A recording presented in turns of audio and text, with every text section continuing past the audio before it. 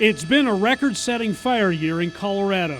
The three largest wildfires in state history all erupted in 2020. Oh my goodness. Including the East Troublesome Fire, which broke out northwest of Denver in mid-October. But I knew once we saw the flames coming across the ridge that it was coming towards us and it was coming really rapid. Carrie Ann Mathis and her neighbors had almost no time to evacuate. It's terrifying knowing that you only have one way out. Somehow, the cabin in the woods that she always wanted and has called home for 4 years now survived the blaze. We were not allowed up, and we just kind of held each other and cried that our home was still standing. At least 100 homes in this area were destroyed.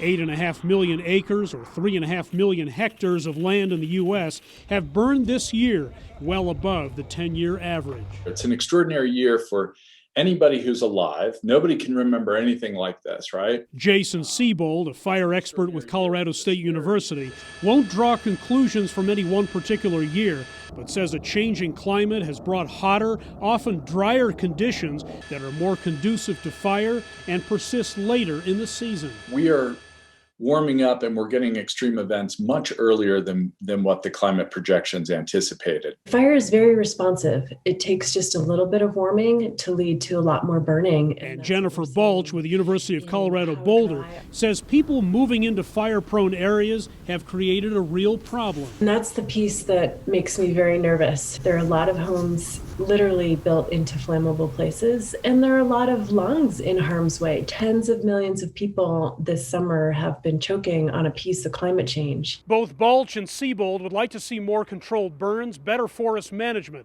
but in these wildland-urban interfaces, that's very hard to do. When you drive through some of these landscapes and there are just houses everywhere, boy, I'm glad I'm not a fire manager, saying, yeah, let's burn this. They'd like to see more fire-resistant homes and smarter building codes. Tens of thousands of homes have burned and dozens of lives have been lost. If I had a panic button, I would push it right now. Climate change didn't make the hazard, but it certainly is ramping it up. While Mathis believes in climate change, she considers this fire the exception rather than the rule. I definitely think it's safe to live here. This event was completely abnormal. But many experts warn it's a new normal that society will have to contend with and aggressively respond to in the years ahead.